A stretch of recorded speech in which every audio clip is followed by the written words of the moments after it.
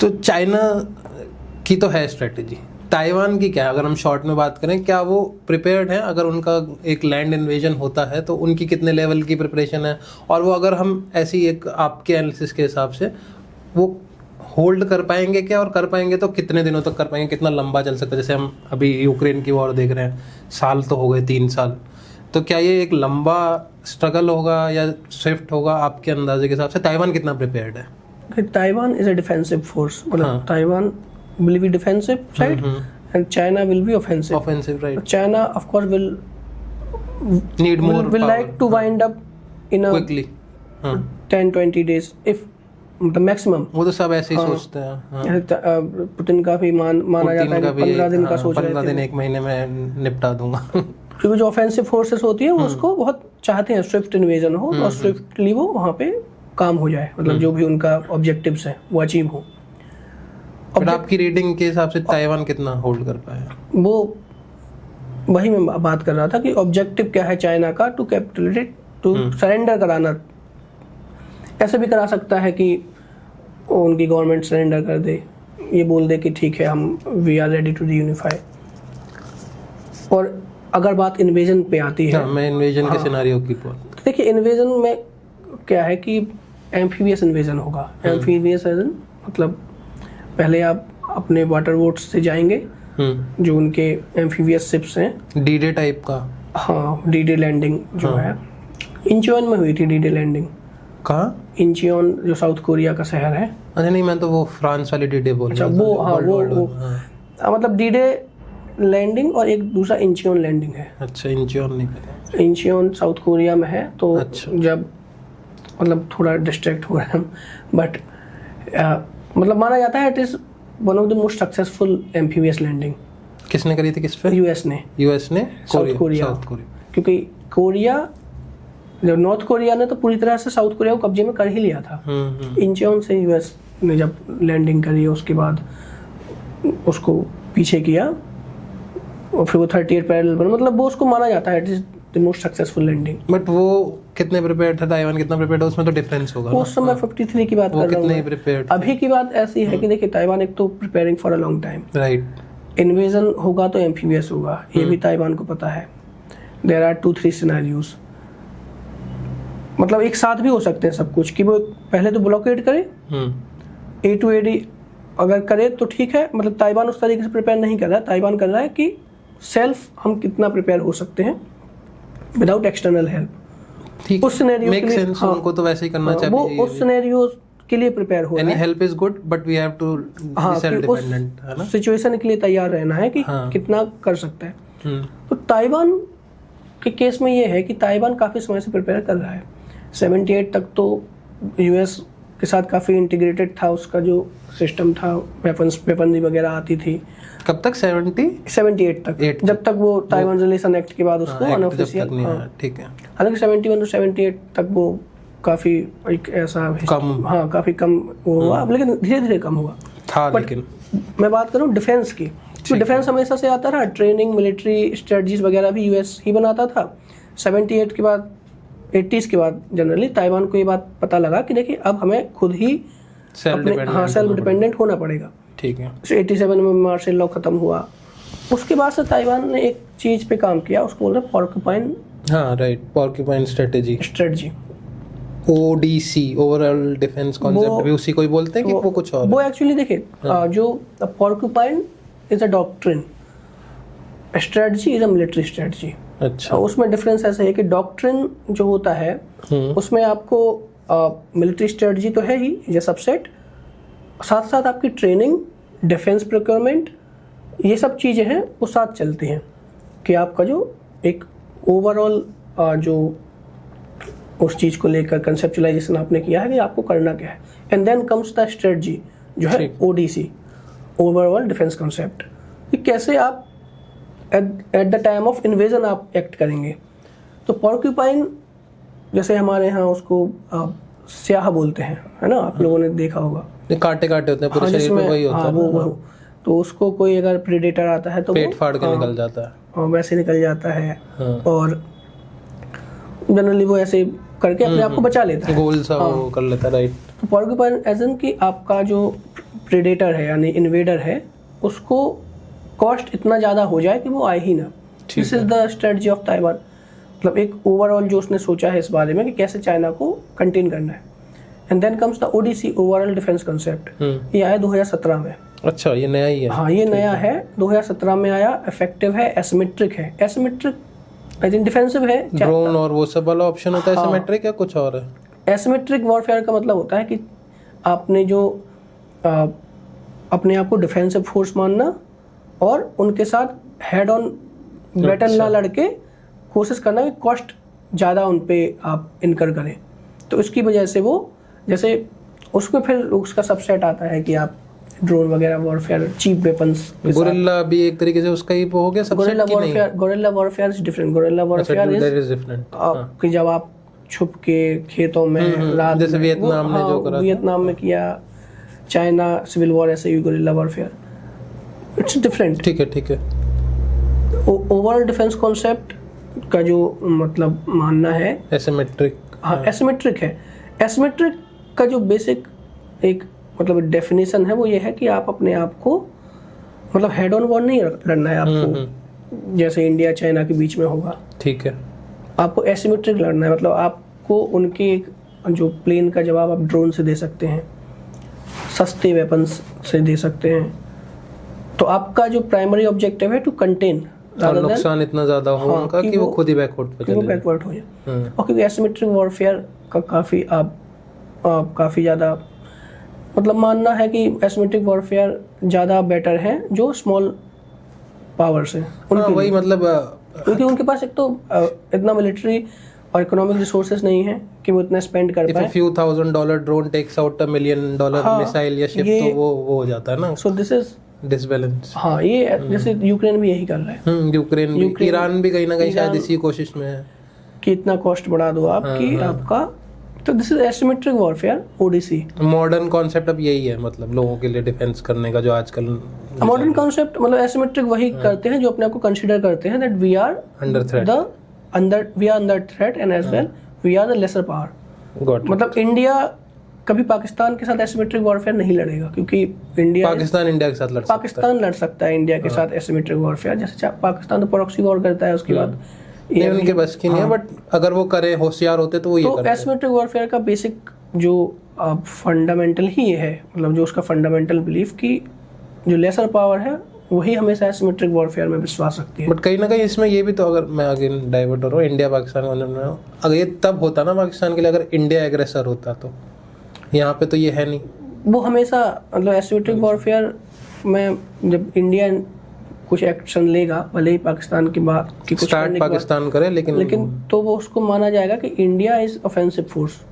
मतलब offensive defensive are two concepts.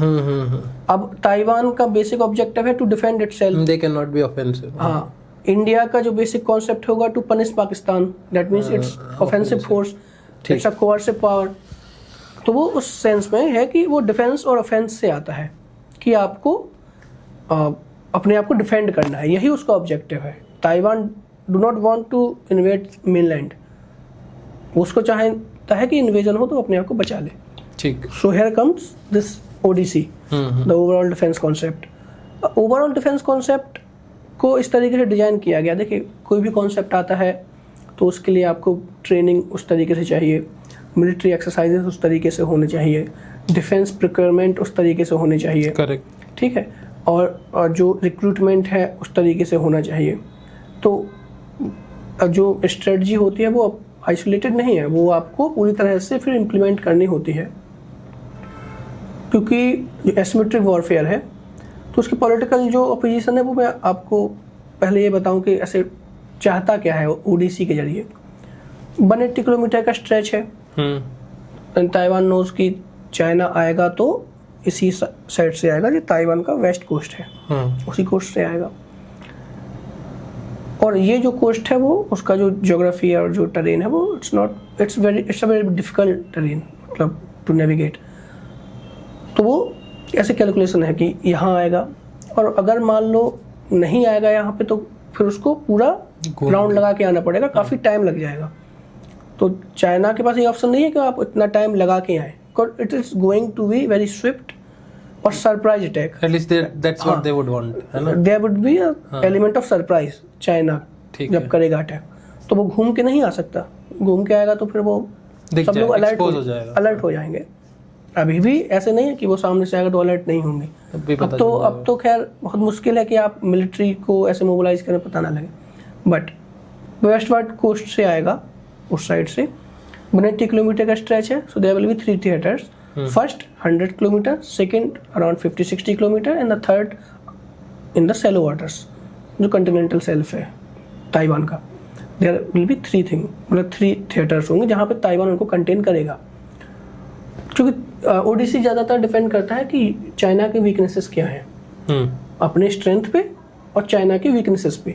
तो China के वीकनेसेस है, उसमें से एक है लॉजिस्टिक, क्योंकि एम्फीबियस शिप्स हैं आपके पास लिमिटेड नंबर में ही है, even though China is the biggest navy in the world right now, but amphibious invasion जो शिप्स हैं वो अभी लिमिटेड ही हैं। और ये जानते हुए कि Taiwan is a strong country of मतलब 21 मिलियन पीपल, अराउंड 2 लाख की आर्मी, और उसके पास मिलिट्री है, उसका रिजर्व अलग से है। तो ताइवान के पास तो मतलब इवन दो चाइना जितना पावरफुल नहीं है, but it's not a small power. हाँ, अपने जितना एरिया है उनको डिफेंड करने के लिए तो अच्छा खासा फोर्स है ना। तो अब जब चाइना अटैक करेगा तो 100 किलोमीटर में मतलब वो मानते हैं कि उनको एंगेज करना है फर्स्ट, वहाँ पे जितना भी एट्रिशन होगा, फिर उसके बाद वो 50 किलोमीटर में, एंड देन जो लास्ट बैटल होगा वो 10, क्योंकि उसके बाद धीरे धीरे करके वो कम हो जाएगा। तो एंगेज करने के तरीके सारे होंगे, एसिमेट्रिक वॉरफेयर, मिसाइल्स, एंगेज करने के तरीके में नेवी एंड एयर फोर्स, क्योंकि आप एयर फोर्स से जाके आप वहाँ पे बॉम्बिंग कर सकते हैं।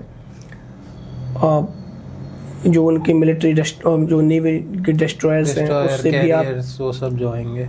उसका रीजन ये है कि ताइवान नोस कि चाइना के पास रीइंफोर्समेंट में प्रॉब्लम होगी।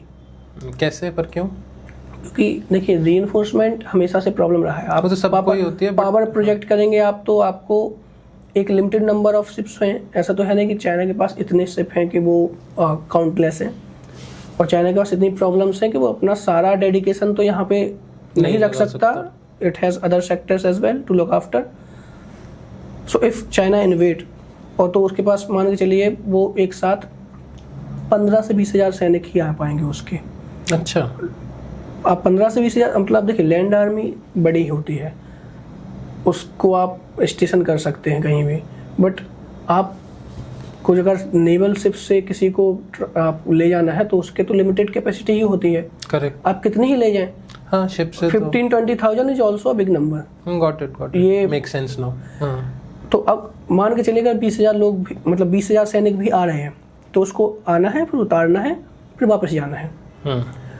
बट ताइवान क्या करेगा, उसको 100 किलोमीटर के स्ट्रेच मतलब उसको रोक लेगा, वहाँ पे इंगेज करेगा।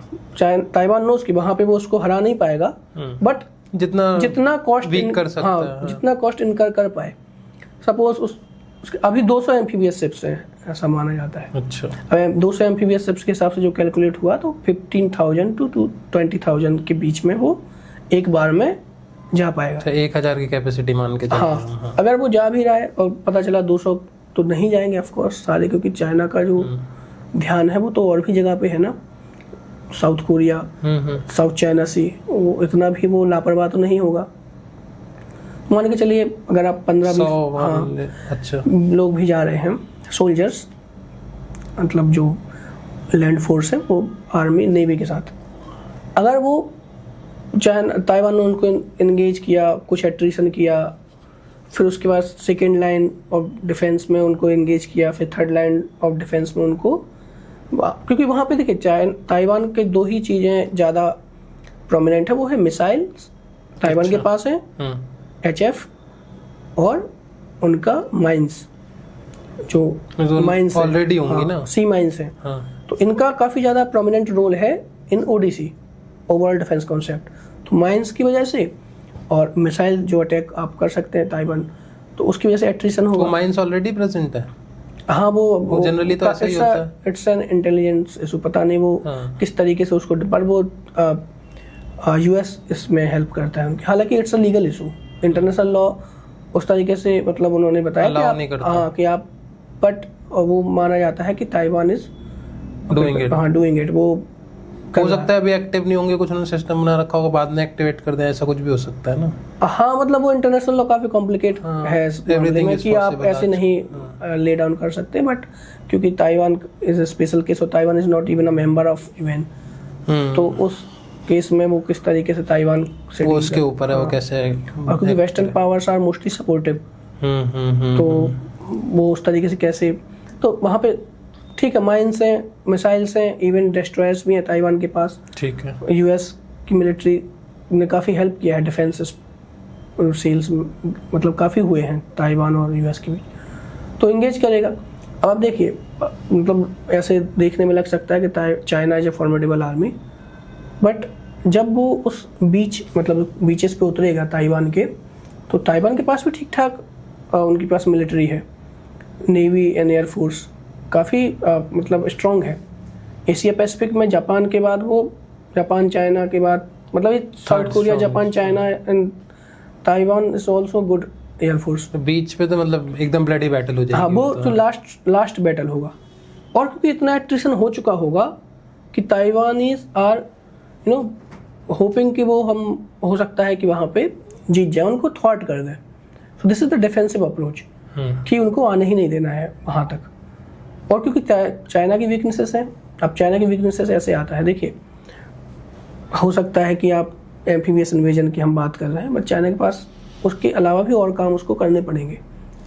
जैसे अभी तक तो ऐसे मान सकते हैं कि इतना आसान नहीं है ताइवान के लिए, लेकिन चाइना के लिए ज़्यादा मुश्किल है, क्योंकि चाइना को पहले तो यूएस को न्यूट्रलाइज करना है। सबसे बड़ा टास्क तो वही है। अगर आप यूएस को न्यूट्रलाइज करते हैं और अगर आप प्रीएम्प्टिव स्ट्राइक करते हैं जापान के बेसिस पे, तो इट मीन्स कि जापान डायरेक्टली इन्वॉल्व हो जाएगा, यूएस इन्वॉल्व हो जाएगा, इवन वेस्टर्न पावर्स भी इन्वॉल्व हो जाएंगे, और अगर आप नेटो वगैरह सभी आ जाएंगे। और अगर आप नहीं करते हैं तो उसके बाद भी आपको चाहिए कि आप एयर सुपीरियरिटी मेंटेन करें उस रीजन में, मतलब उस स्ट्रेच फर्स्ट आइलैंड चेन के आसपास, जो कि बहुत मुश्किल है, क्योंकि US is a prominent power और यूएस के पास एयर सुपीरियरिटी है वो वहाँ पे है। तो आपको एयर सुपीरियरिटी अगर चाहिए ताइवान पे अटैक करने के लिए, प्री कंडीशन ये है कि आपको एयर सुपीरियरिटी चाहिए, अदरवाइज आप नहीं कर पाएंगे amphibious invasion. Air superiority means कि आपके जो ताइवान के जो एयर बैटल की जो जितनी भी फोर्सेस हैं वो पूरी तरह से न्यूट्रलाइज हो जाए और वो मोबिलाइज ही ना कर पाए, तो ये करना उसके लिए बहुत मुश्किल है, प्रैक्टिकल नहीं है ये कर पाना। क्योंकि ये माना जाता है कि अभी जैसे हमने बात की एम्फीबियस इन्वेजन या ओटीसी पे, उसके पहले ये माना जाता है कि जो वॉर सिमुलेशंस हुए हैं, तो चाइना सबसे पहले 2 ऑप्शन है चाइना के पास कि या तो वो डिप्लोमेटिक, अगर आगे जाके सिनेरियोस ऐसे बनते हैं कि यूएस ने ताइवान को मतलब ऐसे अबेंडन कर दिया, तो सपोज यूएस का थ्रेट गया, जापान वगैरह का भी थ्रेट कमी माना जा सकता है कि हाँ डिमिनिश हो गया, रोल जो है वो काफ़ी ज़्यादा रिड्यूस हो जाए। आएंगे तो अगर डायरेक्ट अटैक होगा तब आएंगे या यूएस के इन्फ्लुएंस में आएंगे, और ये मैं तब बात कर रहा हूँ जब ये बहुत अनलाइकली है, मतलब इट्स हाईली अनलाइकली कि US will not get involve, लेकिन फिर भी ऐसे मान के, क्योंकि लोग बोलते हैं कि यूएस नहीं आएगा, अपनी प्रॉब्लम्स है उसकी जो भी है, हाँ नहीं आएगा यूएस के तो कमिटमेंट इश्यूज हैं, यूएस नहीं, ऐसे मान के चलिए कि नहीं भी आता है यूएस, उसके बाद भी चाइना को क्या करना पड़ेगा उस सिनेरियो में, मतलब मैं हाइपोथेटिकल बात कर रहा हूँ कि यूएस नहीं आएगा, आफ्टर दैट चाइना को सबसे पहले स्ट्रेटेजिक मतलब बॉम्बिंग करनी पड़ेगी मिलिट्री इंस्टॉलमेंट पे, एयर फोर्स पे, उसके बाद जो मिसाइल्स की जो इंस्टॉलमेंट्स हैं उस पे, उसके बाद उसको एम्फीबियस इन्वेजन करना पड़ेगा। मतलब ये दिस इज द रूट कि आपको ऐसे चाइना जाएगा, ऐसा तो है नहीं कि वो पहले एम्फीबियस इन्वेजन लॉन्च करे उसके बाद जाकर एयरफोर्स को उनकी न्यूट्रलाइज करे, तो अगर वो एयरफोर्स को न्यूट्रलाइज कर भी रहा है, इवन वो ताइवान के पास तो अर्ली वार्निंग सिस्टम है काफ़ी एडवांस, और बहुत मुश्किल, मतलब जितना मैंने पढ़ा है कि Taiwan is a highly skilled, पर मतलब जो उनकी पॉपुलेशन है, उनका कोई सेमीकंडक्टर नहीं बना पा रहा है, हाँ स्किल्ड तो है, टेक्नोलॉजिकल एक्सपेक्ट भी, और प्लस मिलिट्री एक टेक्नोलॉजीज और स्किल्स भी हैं उनके पास। तो क्या होता है, आप कैसे किसी के एयरफोर्स को इनकैपिटेट करेंगे, सबसे पहले तो आप उनके रनवे पे मतलब मिसाइल अटैक कर सकते हैं, रनवे को ध्वस्त कर सकते हैं। जो हार्डन बेसिस हैं, मतलब हार्डन मतलब ऐसा माना जाता है कि अगर आप जो आपके एयरफोर्स के जो जितने भी एयरक्राफ्ट्स हैं उनको सेफ रखने के लिए आप हार्डन बेसिस के अंदर रखें, तो उन पे अटैक करेंगे। इवन दो पता नहीं वो कितना सक्सेसफुल होगा, क्योंकि मिसाइल अटैक कभी 100% सक्सेसफुल नहीं होते। और क्योंकि ताइवान को पता है तो उसने इसके अल्टरनेटिव्स पहले से बना रखे हैं कि कैसे इस केस में हमें अपनी एयरफोर्स को कंटिन्यू मोबिलाइज करना है, कैसे वो रखना है। तो पोर्टेबल सिस्टम्स बनाना, पोर्टेबल रडार्स एंड सेंसर्स और पोर्टेबल मिसाइल लॉन्चर्स। कैरियर्स वगैरह हैं ताइवान के पास? Carrier battle aircraft carrier is a big thing. Big thing. Taiwan को जरूरत नहीं है ना। Taiwan is not going to project power. Right. India has aircraft carriers, Russia has 4-5 countries के पास ही ना, 6-7 होंगे ज्यादा। मतलब इंग्लैंड के पास है, ब्रिटेन के पास है, क्योंकि वो उनके पास एयरक्राफ्ट कैरियर्स होते हैं जो जिनको पावर प्रोजेक्ट मैं तो बैकअप के उसमें सोच रहा था कि अगर बाई चांस वहाँ के एयरपोर्ट्स वो खराब कर दे, बट एनीवेज आगे बढ़ते हैं। तो मतलब ऐसा ही माना जाता है, लेकिन कि वो उनको ध्वस्त करने की कोशिश करेंगे। क्योंकि देखिए, अगर चाइना ने तब तक रडार स्टेशन उनको ध्वस्त नहीं किया, मिसाइल स्टेशन को ध्वस्त नहीं किया, एयरफोर्स को ध्वस्त नहीं किया, तो एम्फीबियस इन्वेजन वो अगर करेगा तो वो Taiwanese can easily attack them, है ना। वो इन बिटवीन ही उनको टेरेन का एडवांटेज तो सबके पास होता ही है। और टेरेन के मतलब वो बीच में जब आ रहे होंगे तभी अटैक कर सकते हैं। So it's a possibility. पहले आपको उनको न्यूट्रलाइज करना पड़ेगा, और वो भी काफ़ी कंटेस्टेड है कि चाइना ऐसा कर पाएगा। पहली बात तो इतना पॉलिटिकल विल आप में होना चाहिए कि आप करें, और इतना लॉस झेल पाए। पहले आप उन पे करें, फिर उसके बाद आपको मतलब हर एक स्टेप पे चाइना को सक्सेसफुल होना पड़ेगा। बहुत सारे इफ्स एंड बट्स, और वो भी तब जब US and Japan and Australia कोई नहीं इन्वॉल्व हो रहा है तब। तो इस केस में अब शायद सिनेरियो धीरे धीरे समझ आ रहा होगा कि इतना कॉम्प्लेक्स क्यों है कि चाइना अभी तक इतना टाइम इसमें ले रहा है, क्योंकि उसके पास अभी मल्टीपल फ्रंट्स पे उसको डील करना है चीज़ों से।